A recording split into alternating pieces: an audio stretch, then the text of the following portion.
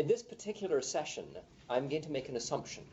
And the assumption that I'm going to make is you are parents of a 22-year-old person who is living in your basement and smoking crack and becoming increasingly aggressive. So it's really aimed at people who have really big problems in their families. So what do you do?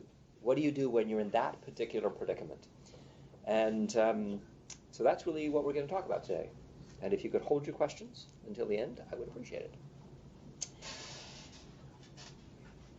I also would like to acknowledge that while I am talked to a lot of parents tend to track me down and ask me a lot of questions about how to deal with big problems at home, I would like to acknowledge that I am also a parent, and my home life is not simple. I have a special needs daughter at home who presents significant complexity to my life. So really, I'm not just talking to you, I'm talking to me. I have a laboratory at home. My laboratory is called my family. So if I want to test out an idea or something that I'm kind of working on, I take it back to my family, I give it a shot. If it works, I then talk about it. But if it falls flat on its face, I stop talking about it. So that's how these ideas have been developed over the years. So if I was going to try and summarize in 3 words everything that we're going to talk about over the next hour and a half, I would use the 3 words protection, connection, and honesty. Connection, protection, and honesty. Protection comes first, and it comes first for a reason. We cannot help somebody else if we are being threatened. So we have to deal with our own safety issues first. On the airplane, they say, put on your own oxygen mask first. You do not help the person beside you if you can't breathe. You do not try and help somebody else who has a big problem if you are being threatened. Protection has to come first. The second word on this list is connection. Now, the reason why the word connection is there is if you reflect back on the series of talks that we've had so far, one of the echoing themes is that addiction is an attachment disorder. I'm going to say that again. Addiction is an attachment disorder. And so, really, when we're dealing with somebody else who we love that has a significant concern, then really what we are dealing with is somebody who is becoming increasingly disconnected from us. And one of the truths is that we leverage change through connection. So the question that I'm actually going to ask here for the next little while is, how do we connect with somebody who's trying to disconnect from us? And we need to do that in order to leverage change, because we use relationships to help other people to change. We cannot influence a stranger walking down the street. We only influence people because we have connections with them. And the stronger the connection, the more influence we have. So the question I ask is, how do we connect with somebody who's trying to disconnect with us in order to leverage change? The third point is honesty. When we're dealing with an addiction, often what we're actually dealing with is a wall of lies. Addiction protects itself. When we talked a little while ago about what it's like to be in the place of addiction, we protect ourselves when we're in the place of addiction. We protect ourselves with defenses, and we spread the word of illusion. So we're on the flip side of that. When we're trying to help somebody else, essentially what we're dealing with is a huge amount of dishonesty, and then we start to participate in the dishonesty. So the last question I ask is, how do we start to speak the truth? If I was going to show you an image that is kind of how it feels like to be in the place of trying to help somebody else deal with an addiction concern, the image would be a bit like this. We're in a maze, we're lost, we don't know how to get out. We keep coming to different corners and having to make decisions at intersections that look all the same, and we make either left or right decisions, and then we're lost again. And we occasionally run into other people who look actually kind of lost as well, and it's a tough thing to be, tough place to be. So one of the questions I have is there a way to get out of the maze? And there actually is. If you were stuck in this maze and you put your hand on one wall and you always made the same decision, left or right, you would eventually find your way out. So I am about to offer you a way out of the maze. I'm going to ask a series of principles and ideas that, when practiced diligently, will actually produce significant and tangible results. Nothing that I'm about to talk about here today is easy. Nothing. I teach this stuff, and I don't find it easy. It's difficult. It is difficult dealing with these issues, It's difficult dealing with these issues even if you talk about them every single day. But it's worth it. The difficulty and the challenges we have are worth facing, because as we struggle with these challenges, we get more skillful, and skills are one of the best things that we can do to accumulate on the planet. So if I'm imagining for a second that you are a parent, and that you have just done what some parents do, which is search their children's rooms when things go wrong. And imagine for a second you've just opened a drawer of your 16-year-old teenager's bedroom and discovered every possible drug paraphernalia that you can imagine. Needles, pipes, crack pipes, Ziploc bags full of white powder, candles, lighters, the whole thing. The whole thing is absolutely full of drug paraphernalia. As you look at that in that drawer, it's interesting to predict what emotions you will experience, because the completely predictable emotions are anger, shock, guilt, shame, embarrassment, horror, distress. And so my first suggestion is recognize that all of those feelings are absolutely and completely normal. Anybody will have those feelings. And so the first recommendation is do absolutely nothing. Allow yourself a time to process those feelings, because those feelings will be difficult and painful. And to run off to one's teenage child in the middle of all of those intense feelings and do the big confrontation is not particularly useful. So reflect for a while. Reflect for a while and establish a plan around what you're actually going to do. As you're working on reflecting and planning, I would suggest asking a very basic question. And this particular question is incredibly useful for all human conflict. And it doesn't really matter what the human conflict is. And the question is, what am I responsible for and what am I not responsible for? Because that particular question gets awfully murky when we are in conflict. And the bottom line is we are responsible for stuff that we can control, and we are not responsible for stuff we can't control. There is a paradox in this whole drama. And the paradox is that we need to let go of something in order to influence change.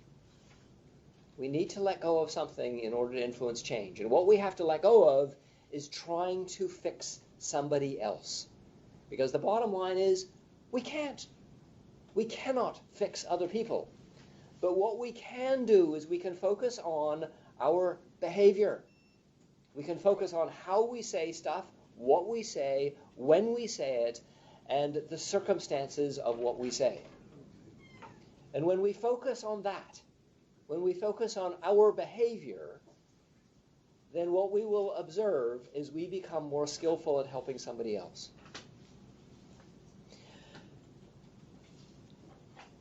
I'd like to go through a series of suggestions. And the first suggestion is to reflect on the message. I love you, and I want your behavior to change. Reflect for a second on how different that is on I love you, but I want your behavior to change. The I love you and is inclusive. The I love you, but is exclusive. It says I won't love you if your behavior does not change. I love you and says I will love you no matter what. Our love for each other is solid, and I still would like your behavior to change. Another suggestion is only deal with immediate safety issues with intoxicated people. We don't have the big confrontation when somebody's stumbling out to the driveway drunk with the car keys in their hand. What we do in that moment is we get the car keys, because we really don't want the person driving around and killing themselves and other people. So we only deal with immediate safety issues with intoxicated people. We do not have big discussions about real issues when somebody's really intoxicated. Now, this particular bullet is actually quite complicated, and I've spent a lot of time talking about this, so I'm going to read it out, and I'm going to go through it in some detail. Try to select a time when the person will be clean and sober. Find a time where there'll be few interruptions. Restaurants, parked cars, going for a walk can be a safe place. Dogs can help. Let's look at that for a second. So essentially, the first piece of that is trying to find a time when the person is clean and sober. That makes an assumption that the person is ever clean and sober. So essentially, that brings to me the supervised injection versus needle exchange paradox. I run a needle exchange, and one of my goals for the people in the needle exchange is to talk to them, to find out who they are, to chat to them, to find out what their health and social needs are, and to try and meet those needs. People don't want to talk to me coming to the needle exchange because they're usually getting the needle just before they use. So they're feeling really antsy. They're feeling sick. They're in withdrawals. They want to get the needle and they want to get out as fast as they can. It's completely different working in a supervised injection site because you talk to people after they've used. So for a brief period of time, people are, quote, normal, unquote. And so people, you can actually sit down and chat to them in that stage. So it's either a matter of selecting a time when people are sober or trying to figure out where in people's cycle they're least sick. And then finding a time where there'll be few interruptions. Restaurants, perhaps, and the reason for restaurants is there's a socially normalized behavior that happens in restaurants. And what happens in restaurants is it's kind of predictable what people's behavior are. And so that can be a safe place for some people. Parked cars can be a safe place. Because one of the things that parked cars do is they take away eye contact. And sometimes eye contact can be seen as confrontational. And so if you can reduce the sense of confrontationalness of the discussion, that's a good thing. So sometimes being in a car looking out a window is a good way to resolve a conflict. Going for a walk can be a safe place. Because again, how people behave in public can be kind of predictable. And other people have said, no, restaurants and parked cars and going for a walk is far too public and I couldn't do any of that. Other people have told me that dogs are helpful to have around because dogs exude love. And to have a dog in the environment when you're connecting with a dog can be quite helpful in resolving conflict. Has anybody here had a conflict-free life? Okay, it's all of us. We all have to deal with conflict. So I would like you to reflect for a second on the last time you had conflict that you planned on. You knew you were going to have a conflict. And reflect on what you thought you were going to say and what you actually said during the conflict. And my guess is there was a difference between what you planned on saying and what you actually said.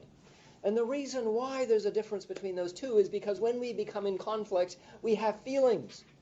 And our feelings drive our mouth. And so really, when we're in conflict, we want to control what we say. And the best way to control what we say and not have our feelings drive our mouth is to write down what we want to say in advance. And to write it down in some detail. And I would suggest we actually write it down, go away a day or two, edit it, go away another day and edit it again. And if we've done that, we've actually filtered it through 3 different emotional states. And we're getting closer to what we actually want to say during the conflict. And then the suggestion is bring that piece of paper to the discussion and either read it out or refer to it as necessary. The only thing that we don't do is slide it underneath somebody's door and say, please talk to me when you're finished. And the reason why we don't do that is we want to have a contact with the person. We want to be in contact with people that we are in conflict with. And if we don't have the contact, things tend to go wrong. For example, conflict over email doesn't work well. In fact, it never works. It's a really big mistake to do conflict with email. And because what's missing is that human connection. And it's the human connection that kind of moderates people's behavior and makes people behave better. And people get more disconnected and more defensive and aggressive when that piece of connection is taken away. And email is a really good example of that. We also need to separate the person from the behavior. I love you. You are a fabulous human being, and your behavior is obnoxious, is completely acceptable. I can have both of those thoughts in my brain at the same time. We can connect with somebody and think about their behavior separately. We do not have to have the person as a bad person just because their behavior is not working for us. Here's another suggestion. Speak calmly in your own words and focus on our problem and our family's problem, not on your problem. When I wave my finger at you and I say you need to fix your problem, you will react completely differently than if I say we need to talk about this issue that we are struggling with. When I use the word we, people are more included. When I use the word you, people respond more defensively. The language is important. How we talk about conflict and how we talk about issue, every single word counts. And the word you will create a defensive response, and the word us and we produces a more inclusive response. It's also never just about the drug. Usually what we go to when we're dealing with these kind of issues is conversations that go a bit like this. You used last night, didn't you? No, I didn't. Yes, you did. How do you know I did? Well, back and forth, and sooner or later, somebody's peeing in a bottle. And then the conversation goes like this. The piss test came back positive. But no, it wasn't positive. Yes, it was positive, but it was a false positive. Look at the statistics for false positives, and it goes on and on and on. So if we're only talking about drug use, it takes us to a place of conflict. I personally believe it's more useful to also talk about all the other issues. And the issues usually start with a sense of disconnection. I don't at first open the drawer and discover all that paraphernalia. I don't discover the drugs first. My first sense of that there's a problem is a kind of an awkward sense that the person is becoming disconnected from me. They're just not in the family anymore. Their body is there, but their brain isn't. There's just something else going on. They're not with me anymore. How come they're not talking to me anymore? How come they're not chatting anymore? So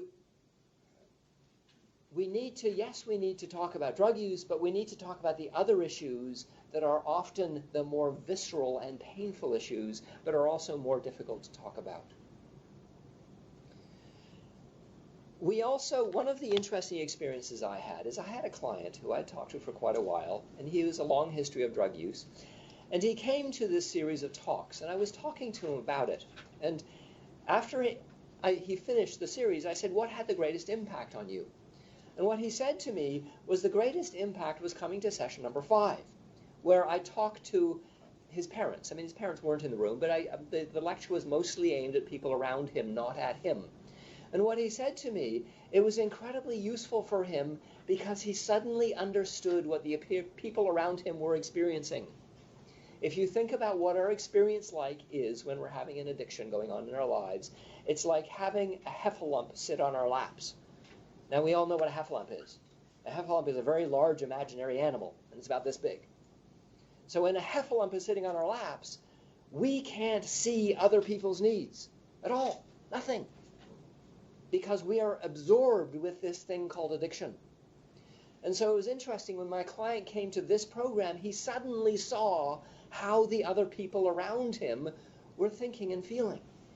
And he found it incredibly useful because he had no idea. So that's really useful to know when I'm in the place of trying to help somebody else. Because what I have to do is I have to figure out a way of sharing my experience. I need to be repetitive around sharing what it's like for me. For example, let's just say my son's name is Frank. Frank, when you came home last night, you came home really late, and you fell down on the front steps, and you lay there for a while before you got up and came back into the house. You looked completely intoxicated. I want to let you know that was really, really scary for me. I didn't know whether you were going to really hurt yourself in that experience. I didn't know if I should phone the ambulance. I just was scared. And I want to let you know, being a parent to you is sometimes an incredibly scary experience, and I have a real tough time with this. And I'm glad you're okay now.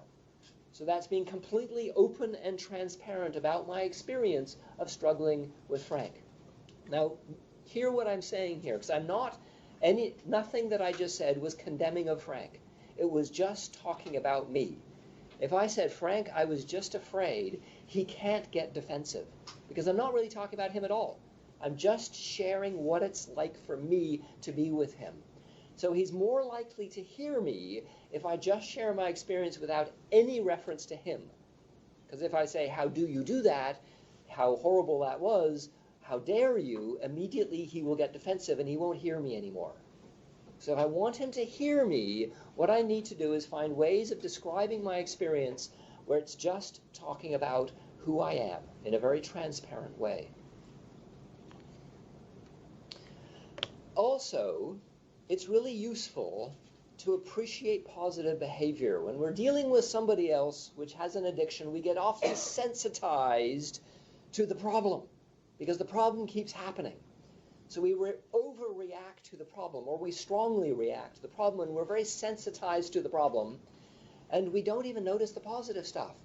So back to this example of Frank, if Frank comes home at 9 o'clock at night one night, I should say, thank you. I appreciate the fact you've come in. It's good to see you, Frank.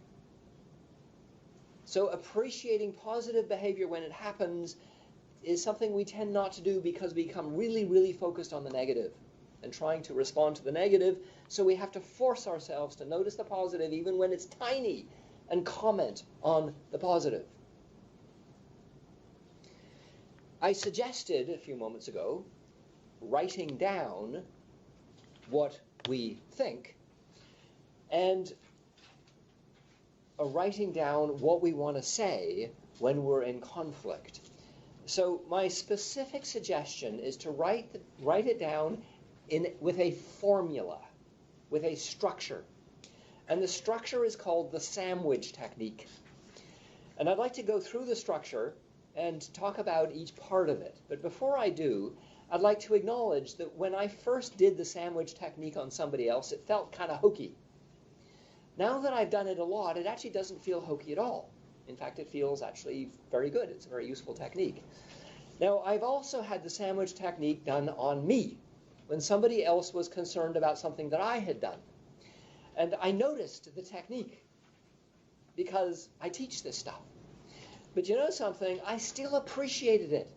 I could see the technique for what it was, and I appreciated the fact that they were thoughtful enough in confronting me about something they didn't like that I was doing in order to be thoughtful about the approach. So while it was being directed at me, I saw it and I appreciated it. So the sandwich technique is actually beautiful. It works really well. It starts with establishing my intention. If I sit down before I'm having a conflict with somebody and ask myself the question, what is my goal? Usually, if I chase that thought long enough, part of the goal will be to connect with the person. Part of my goal is to appreciate this person. Part of my goal is to maintain a relationship with this person or to improve a relationship with this person. And if that then becomes everywhere, that thought becomes sprinkled throughout this discussion, it's really, really useful. I then start with the connection. I say, thank you. I appreciate your willingness to come and have this discussion with me. I know this isn't easy for you, but I appreciate your being here to have this discussion, and the reason why I'm having this discussion with you is because I love you. You are my child, you are my mother, you are my father, you are my friend. And I value our relationship. So I put out some positive stuff to start to kind of warm somebody up. I then ask for what I want. And what I want is for the person to listen to me for a period of time, and then I say, I will be willing to listen to you. I need to actually state those words. And the reason why I need to do that is because it must be a back and forth. There must be space for the other person to speak, and I'm less likely to be interrupted if I make that statement, because they won't be pushing at my words as I'm saying them because they know they have a chance to speak. I then need to deal with the clear issues that I have observed. What's going on? I need to talk about it. I then need to kind of connect it with how it makes me feel. This is the optional part of it. But sometimes it's really useful to say, you know, and it really made me feel distressed. So sometimes I make it kind of real and emotional. Sometimes I don't put that in there because it makes me too vulnerable. I then end on a positive note, and I say, thank you. I have now talked to you for 15 minutes expressing my concern, and you have stayed here and you've listened. Thank you very much. It has not been easy for you, but I really want to appreciate the fact you did not run out of the room. And then you say, if you would like, as I said before, I would be willing to listen to you. Now is your chance. Please give me any feedback and tell me anything you want. I'm willing to listen to you. And at that point, you don't argue with them when they come back at you and say, well, that's not true at all. You just simply listen. And even if you know you're going to get absolutely stony silence from the person, you still request for them to speak, and you open your ears fully, because you're planting the seed for next time, because there will be a next time. And if you work with the sandwich technique, it's remarkably effective in terms of its ability to actually help deal with issues with fellow human beings when we are in conflict with them.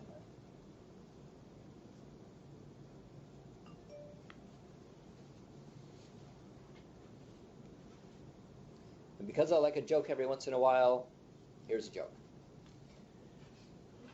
Black and white penguins, they all look the same, but one of them leaps up into the air and says, I just got to be me, I just got to be me. The message in the joke is that we have to find a way of speaking our truth. It's about protection, connection, and honesty, and here is a penguin being completely honest and being absolutely out there about who they are, because we have to find a way of speaking our truth, and doing that when we're in a place of conflict can be quite difficult.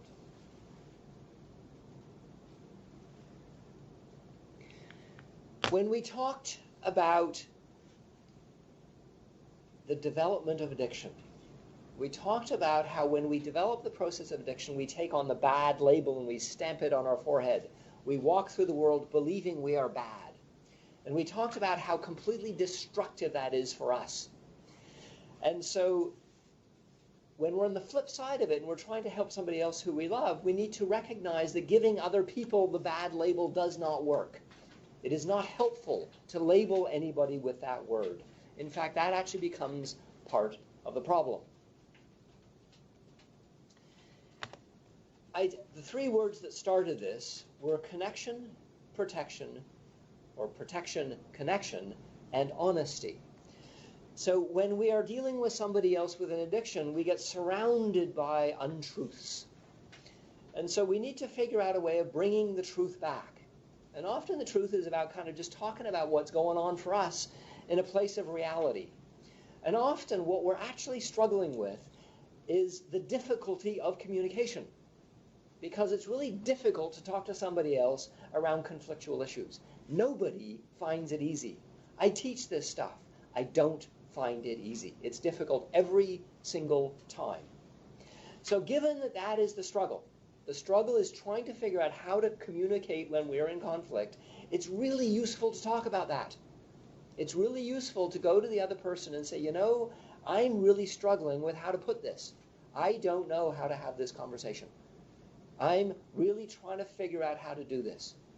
And for me, the struggle is trying to find a way of being there for you and talking about my concerns at the same time. It's a tough thing to do, and I just want to put out, it's not easy for you, it's also not easy for me.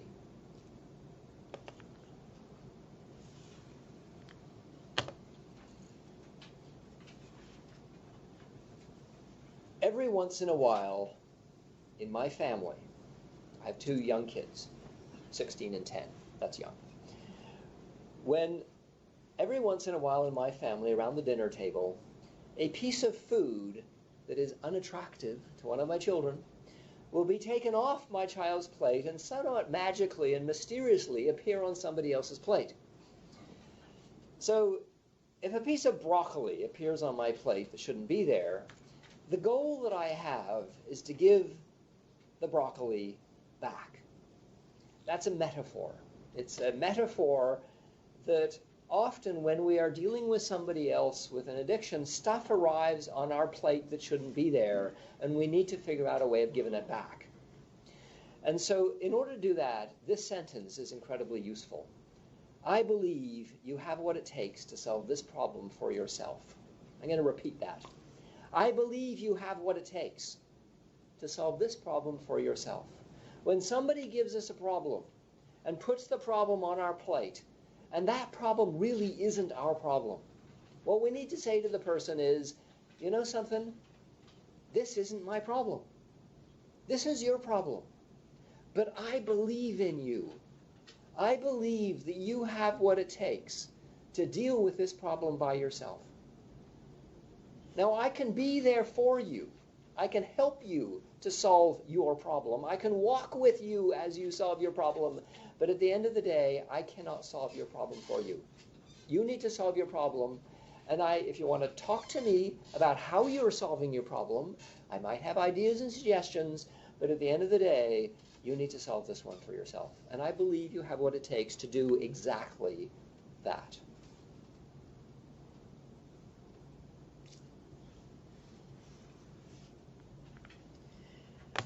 One of the things that I do with my family, this is completely true. One of the things I do with my family is I take my daughter and my other child, but my daughter tends to like it the best. I take my daughter fishing. I have a beat-up old canoe and a ratty old fishing rod or two, and we paddle out into the water and we go fishing. Now, my experience of fishing is actually quite consistent. My experience of fishing is I don't catch very much. I do this repetitive behavior. We go back and forth and up and down and round and round and round. And we actually just do this repetitive behavior that really doesn't lead to very much at all until occasionally I catch a nibble. I get a little nibble and the rod jerks around a little bit and we get awfully excited. And then just occasionally we catch a fish.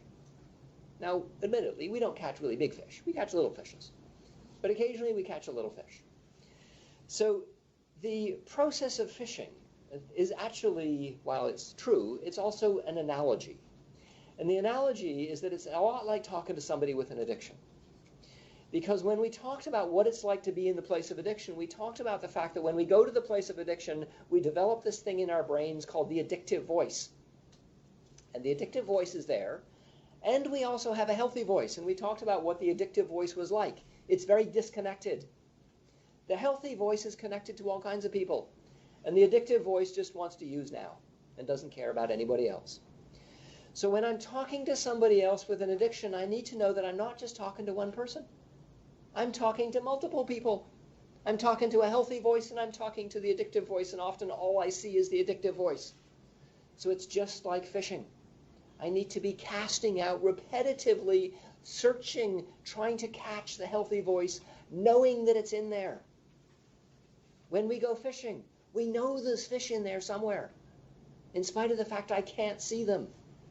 So when I'm talking to somebody with an addiction, I'm fishing for the healthy voice. I know it's in there. What I'm getting back is the addictive voice. I'm getting back all kinds of anger and hostility and aggression and defensiveness, and I talk to the healthy voice because I know the healthy voice is in there. And occasionally I catch a nibble, and the person will say something to me that's kind of more connected. And occasionally I catch a fish. And when I catch a fish, I actually have honest conversations with somebody about what's really going on. But in order for me to get the fish, I have to do a whole lot of fishing where I get absolutely nothing. So what I have said so far is, to help somebody else with an addiction, one of the things that we have to be incredibly thoughtful about is the process of connection. Because addiction is an attachment disorder. So if we walk the path of addiction long and hard enough, we become disconnected from others, and we can't even see other people's needs, and we can't see how they're responding to us. We become very, very disconnected from their experiences. So if I'm in the place of wanting to help somebody else with an addiction concern, it's very useful to explore connection rituals. And the most ancient connection ritual that exists on the planet Earth, that all cultures participate in, is sharing of food when the sun goes down. We as a human species feel closer to each other when we share food than when we don't share food. In fact, it's funny. When we go up to each other in this world, often we say things like, hey, let's do coffee. But what we're actually saying is, I feel some sense of connection with you. And I would like to celebrate my connection and deepen my connection with you by the ritualistic sharing of liquid stimulant drugs or food in order to cement and deepen our relationship. Now, we actually can't say that to a fellow human being because we'd be considered to be completely wacko. So we can't say that. So what we say to each other is, hey, let's do coffee. But we all understand what that means. We all understand that we ritualistically connect with each other through the process of sharing liquids and solids. So understanding that, if I want to connect with somebody, my daughter, let's say, is now 22 years old and she's smoking a lot of crack and I haven't seen her in a long time, and I have the option of just banging on her door and saying, hey, can we talk? Or saying, hey, can I buy you lunch? She is more likely to understand that my intention is positive if I offer to buy her lunch. And she's also more likely to actually say yes. When we share food with each other, we attract each other, and we participate in an ancient ritual that is a ritual of connection between human beings. Now, if I'm going to get up on a soapbox for a second and rant, I would observe that while we have ritualistic processes of connecting with fellow human beings, we also have things that are going on in our society that destroy relationships. And my observation is flickering screens have done something absolutely bizarre to modern day society. We spend so much time in front of computers, video games, internets, Facebooks, all of that stuff, those flickering screens that dominate our lives, has completely changed social relationships. So I have some observations that I would like to make. First of all, a friend is somebody who you recognize when you're walking down the street, at very least. And 500 friends in Facebook does not actually mean that you have a wide circle of real friends. I define friend as somebody who brings you food when you are sick. So somebody who will actually care about you and care for you when things are not going well. That is my definition of friend. And so I have a suggestion. And my first suggestion is go home at the end of this presentation and take your television and throw it in the garbage. Now, if you can't do that, at very least, control when your television is on and be really thoughtful about it. Some people have it on as just background noise all day long. Don't do that. Choose what you want to watch and turn it off when you're finished. And at very, very least, never have your television on when you're eating dinner. Because your dinner is your ritualistic food sharing time when you explore connections. And to have something else going on that is destroying connections at the same time is a big mistake. So at least be thoughtful about the role that flickering screens are having on your relationships. Because relationships are more important than flickering screens.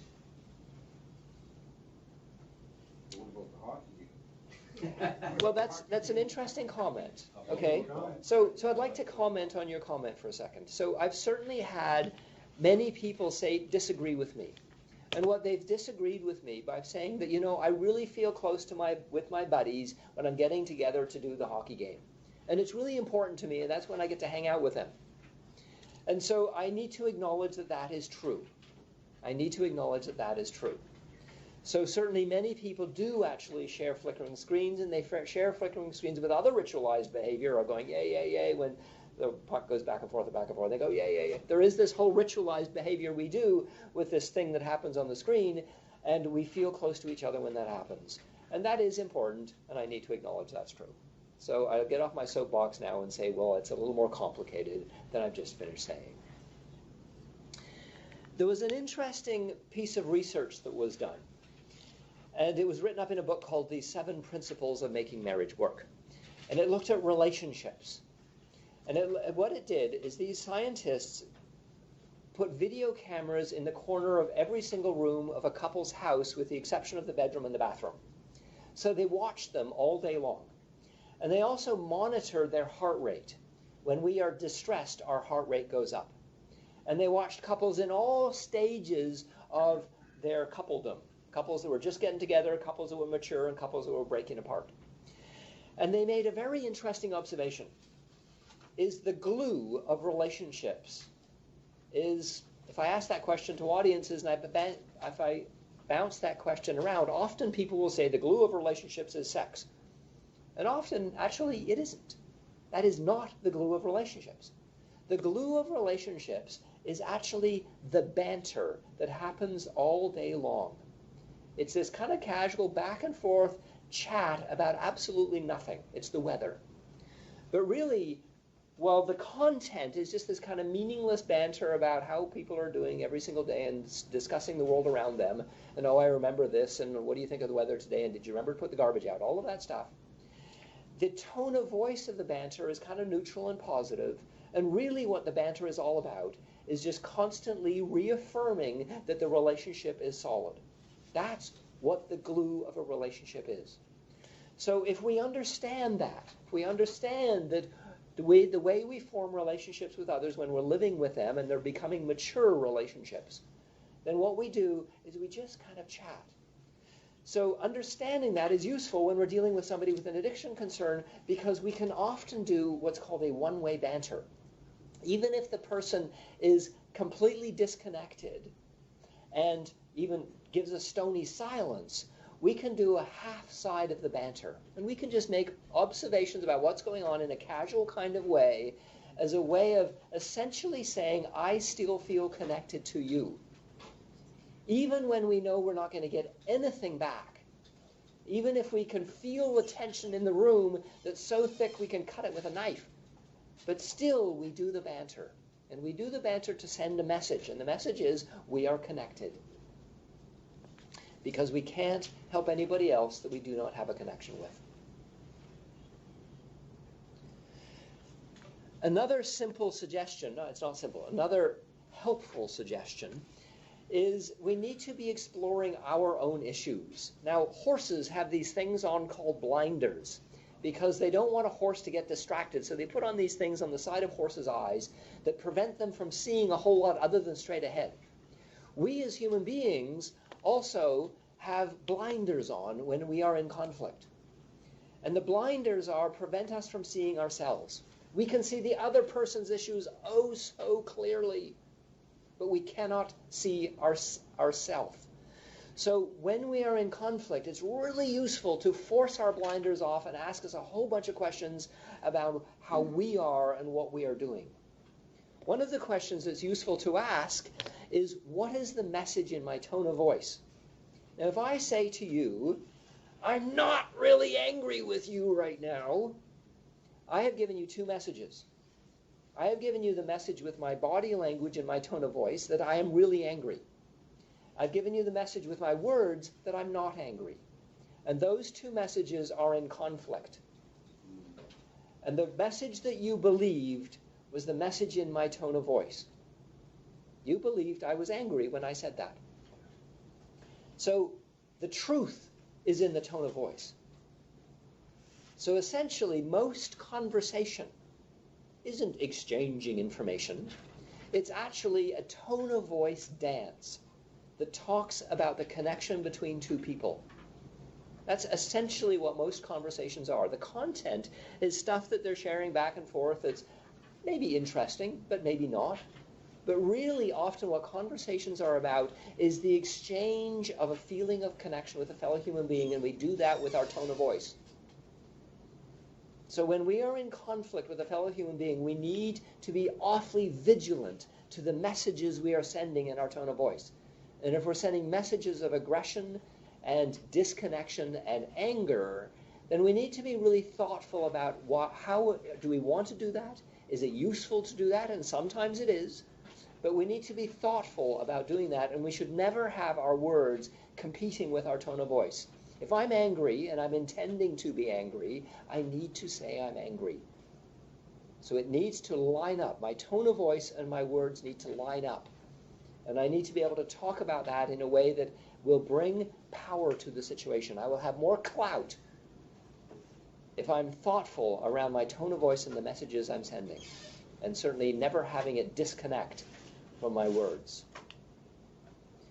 But you know something? We don't just do tone of voice and words, we also do actions. And our actions has to line up with our tone of voice and with our words. And if our actions are different, if we're saying one thing and doing another, people believe what we are doing. They will not believe what we are saying. And so we need to have our actions the same as our words, the same as our tone of voice, because our actions speak more loudly than words. We also need to get support. When I talked about recovery from addictions, we do not recover alone. We never recover alone. So we talked about the importance of finding other people that we can talk to about this struggle that we are having in our lives. It's also true when we're trying to help somebody else with an addiction. We need to get support. We cannot do it alone because it's awfully confusing and it's complicated. And other people who can be a thoughtful wall to bounce our thoughts off of can help us to be more effective. I also, when I am in an argument with a fellow human being, I become right. Boy, do I become right. I feel rightness in my bones. I become powerfully right, and the other person becomes incredibly wrong. And that position becomes difficult. That position that I take of rightness actually contributes to the problem. And what I lose in that moment is the ability to listen. If I want to help resolve a conflict, I need to speak my truth, but I also need to cultivate curiosity. And the reason why I need to cultivate curiosity is because then I will be allowed to listen to my fellow human being. And conversations and conflicts work better when both people have a chance to speak. And both people have a chance to speak if I can get really curious. If I'm talking to my 22-year-old daughter, let's just say, for an analogy here, and I really am curious to know what it's like for her to be smoking crack and injecting heroin, and I really want to know, what is it like for you? What happens for you when this happens? If I can find a way of talking to her about it, and actually becoming curious, I will be more likely to have a connection with her. Curiosity equals listening. Listening equals connection. Another very useful statement. We don't have to go to all the battles to which we are invited. Now, we have to go to some of them.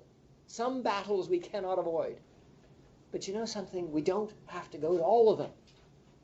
So occasionally in this world I have been known to say, I hear the invitation to conflict and I'm going to politely decline.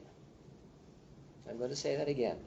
I hear the invitation to conflict and I'm going to politely decline. No thanks. This one I don't have to fight. Isn't righteousness Yes. about being worth what you Yes. say, right? We don't have to go to all the battles to which we are invited. There are three types of communication. There is passive, there is aggressive, and there is assertive. Passive is one down. Aggressive is one up. Assertive is between equals. Conversations tend to work better. Conflict tends to work better if it's between equals. So if I am in the place of power in this relation, I'm the dominant one, I need to find a way of sharing my power with my fellow human being that I'm in conflict with. And if I can find a way of sharing power, I will have a moment where we can have a discussion. One way of sharing power is to apologize when I've blown it. If I go to in this example, let's just say I go to my wife, who I've had a conflict with the night before, and I say to her, you know, what I said to you last night, I kind of lost control. I yelled, I screamed, I said things that were hurtful. You know something? I was unskilled. I really wish I hadn't said that, and I really wish I didn't say it that way. What was it like for you? I would like to offer you an apology. I'm sorry I said it that way. I won't let that happen again. What was that like for you?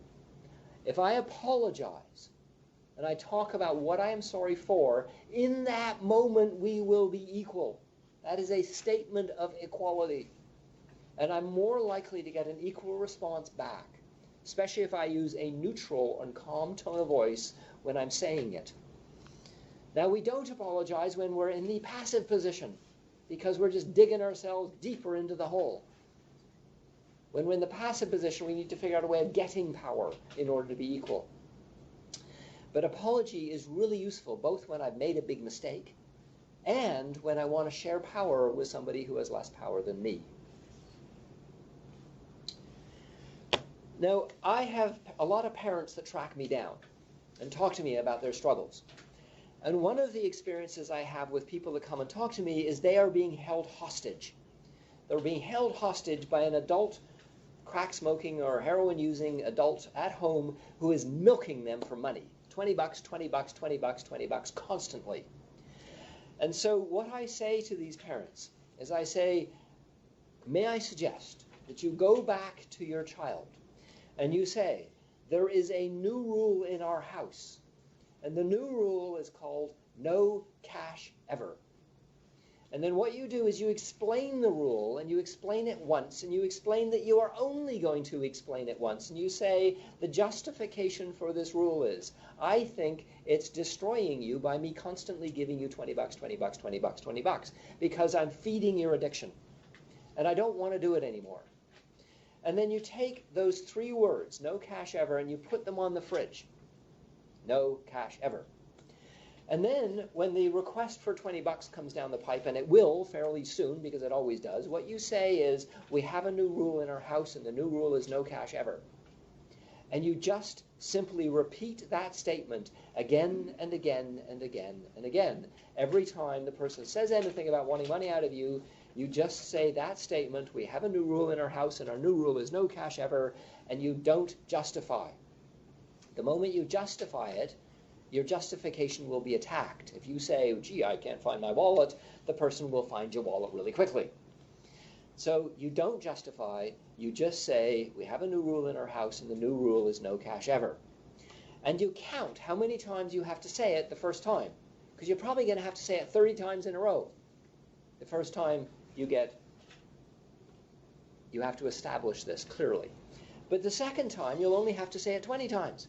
And the third time will be 15 times, and the fourth time will be 10 times, and slowly it'll only be you walking over to the fridge and pointing to the rule that is now clearly labeled on the fridge, which says no cash ever. And after a while, you'll just have to point from across the room. Now, a lot of people have had this discussion with me, and some people say, well, can I give the person other things? And the answer is yes. You can give them food, you can give them accommodation, you can give bus tickets, you can give restaurant gift certificates, just no cash. And then I get challenged, and people say, yeah, but they can sell the bus ticket, and I say it doesn't matter. You got to draw the line somewhere. And that's the clearest place that you can draw the line, is no cash ever. And boundaries are important when you're dealing with somebody with an addiction concern. We also need to watch our wallet.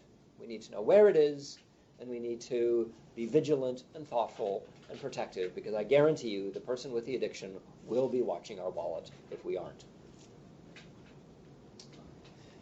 I'm going to read this sentence out, and then I'm going to explore it one word at a time and give you an example of when I used it. The sentence is, predicted progressive consequences are more useful than unanticipated large consequences. Now what the heck does that mean? Let's look at that one word at a time. Predicted means I've talked about it in advance. Progressive means it slowly grows.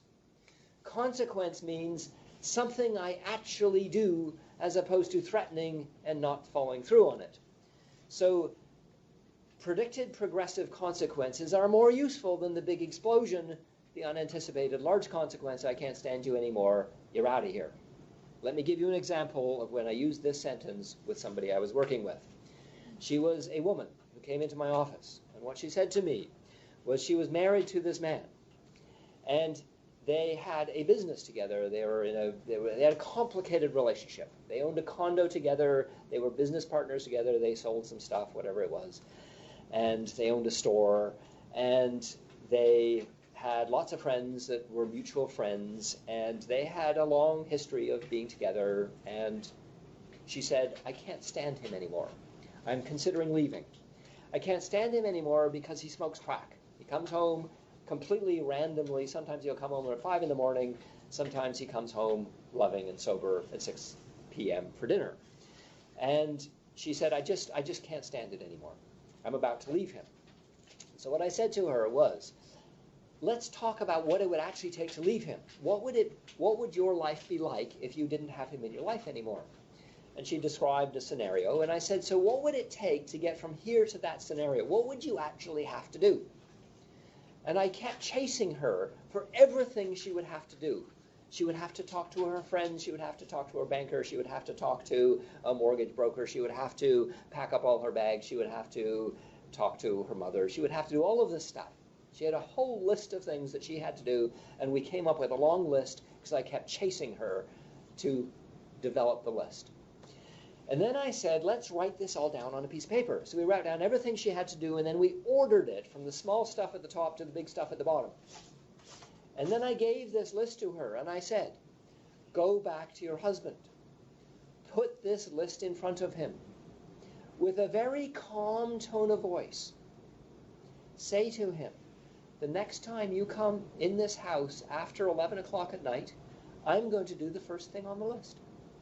And the next time you come in after 11 o'clock at night, I'm going to do the second thing on the list. And the next time you come in this house after 11 o'clock at night, I'm going to do the third thing on this list. I'm going to work my way through this whole list.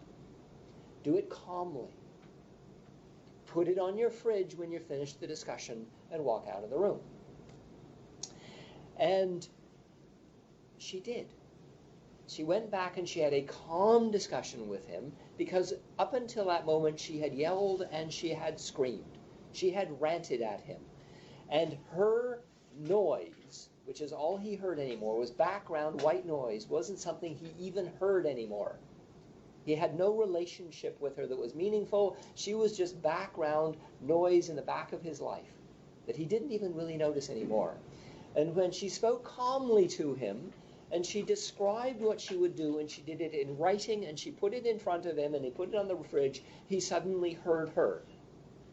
Because she predicted progressively what she would do in response to his coming home late. She didn't demand anything from him. She didn't insult him. She didn't put him down. She didn't demand change. She just described what she would do.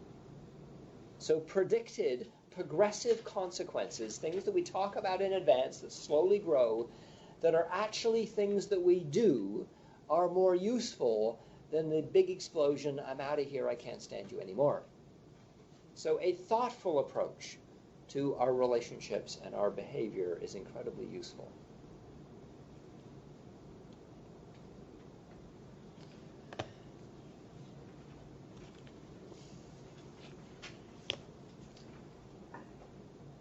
Brief contact that supports the connection with a healthy voice is legitimate. So what I mean by that is, let's just say, for example, I'm living with let's say he's 15. I have a 15-year-old boy who's using a lot of drugs. He's becoming increasingly disconnected. He's now living in my house. He's eating my food. He's sleeping on my bed. At no point will he ever look me in the eye. At no point will he ever say anything to me. If I say anything to him, he grunts in response with a stony silence that follows it. And if I actually try to engage him in any kind of meaningful discussion, he will do everything that he can do to destroy that discussion that I'm having with him. He's completely disconnected. So one of the things that I can do, it's a technique. One of the things that I can do is, I'll give you the example first of how it could play out, and then I'll talk about what the theory behind it. Let's say his name is Bill.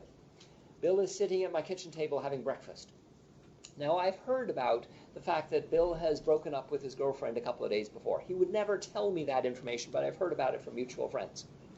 And I just haven't seen around the neighborhood a bit.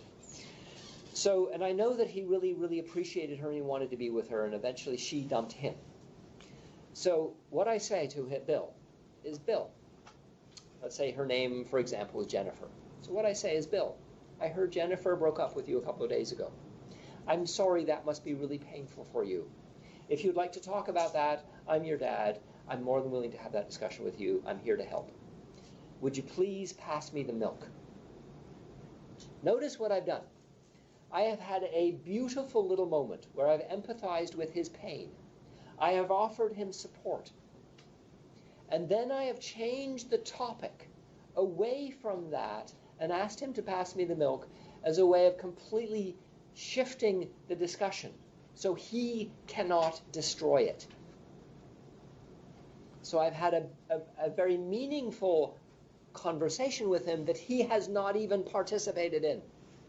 And I need to figure out every possible way to do that. So I have the banter going on that's positive, and occasionally I make it very real. And I have real moments with Bill, even if he is not responding. And if I do that frequently enough, sooner or later, I might actually have a real conversation with him. Now, this is a very difficult moment for parents that I work with to struggle with. Often, there is a moment of change in the discussion. And the moment of change is when we switch. We switch from discussing drug use to discussing health issues. It's called the switch to harm reduction. Sooner or later, in some relationships, I need to actually start talking about, are you using clean needles? And it really isn't about, are you using drugs, yes or no anymore. That battle ends, and I switch the discussion. And I switch the discussion towards actually talking about health issues. And I switch the discussion to talking about medications. I switch the discussion to talk about HIV and Hep C and clean needles and everything else. That switch is difficult. It's a difficult moment to make that transition. And I've certainly worked with lots of parents over the difficulty of making that transition in terms of the discussion. But there's a point in the relationship when that switch is actually important. So I would like to look at the 4 stages and kind of put that comment that I just made in the light of the different types of relationships and the different types of stages I can have with people. Because really sometimes I have a relationship with people who don't use drugs. If I have children that haven't used drugs yet, what I want to do is I want to start the discussion around many health issues. I want to include a discussion around sex. I want to include a discussion around drugs. Just because I want to kind of normalize the discussion so if things go wrong, I've already started talking about it. I also want to encourage abilities. I really want the person to be strong. So I want to put a lot of energy into not the negative stuff, but trying to encourage this person to be healthy as they can possibly be. Stage 2 is when I'm dealing with social or instrumental users, people who are just kind of experimenting with drugs. They don't have a really big problem, but they've started. Then what I do is I explore what leverage I have. If I can ground somebody, if I can take away the keys to the car, if I can cut off allowance, I explore what leverage I can to get compliance around unhealthy habits. So I work with the leverage that's available to me, but I also set limits very clearly. I'm very clear about what I want. I engage in a discussion about many life issues, and I also ask for the other person to explore with me what it's like for them, because I want to know. I want to have a back and forth about this. When I'm dealing with compulsive users, when I'm dealing with people that actually have pretty significant drug problems, and really what I do is I work on the attachment. I work on focusing on the attachment with the person because they will become disconnected. So I focus a lot on the attachment, and I work on harm reduction issues. So I work on clean needles. I work on safe crack smoking kits. I start to talk about that, include that in the discussion. And I focus on health issues. Are you taking your meds? And then I have the worst case scenario. I have the parent situation from hell, in which case I'm dealing with a daughter who is involved with the sex trade work and HIV and Hep C positive and using dirty needles. And she's not living with me, she's living with a downtown East Side hotel room that's a complete mess. And I've had parents who have come to me and described to me what I could not imagine a worse situation. So in parenting hell, we have one thing left. No matter how bad it is, there's one thing that we can do. And what we do with the worst case scenario is called repetitive attachment gestures with hope statements but no request for change. I'm going to repeat that.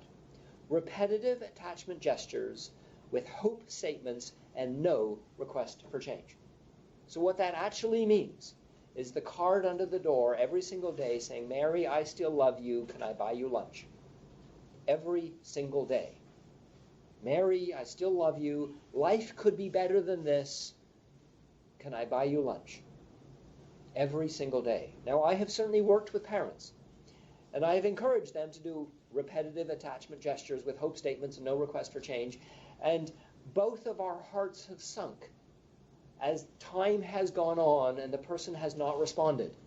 And what I always say is the same thing, is keep doing it. Just keep doing it in spite of the fact it is breaking your heart.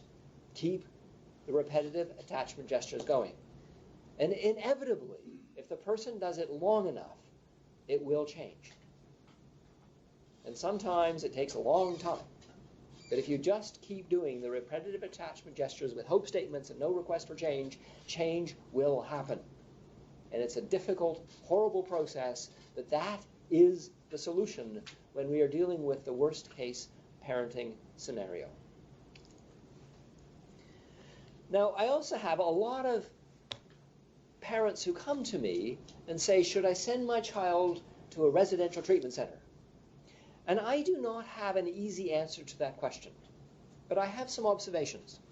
Observation number one is sometimes residential treatment centers are really good, and they really are helpful to create something different and to teach somebody new skills and a new way of seeing the world.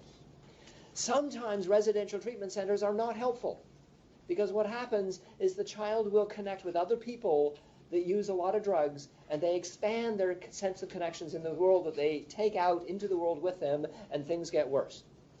And it's a little unpredictable which one of those two is going to happen. So I suggest, before somebody would consider sending a child to a residential treatment center, is to consider something else first.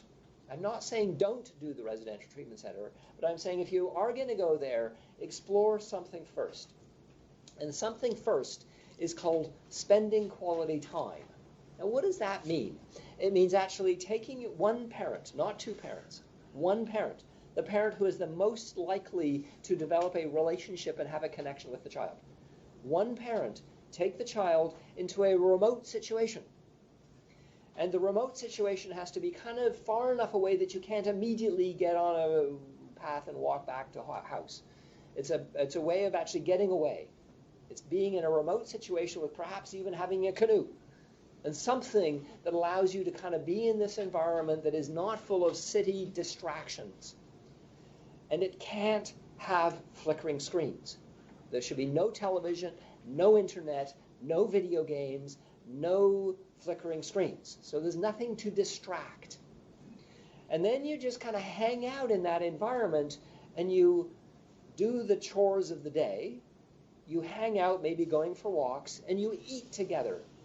And you just hang out long enough that you build a relationship in that environment. Maybe you even go fishing. And if you are able to do what you're intending to do, you'll actually build a relationship with this person that will be positive. And if you can work on your relationship and use that as the leverage to change, that's probably as good as it gets. And then the challenge is, if you do go back to the city, how do you keep that energy going? So spending quality time is what I always suggest before somebody sends their child off to be fixed at a residential treatment center.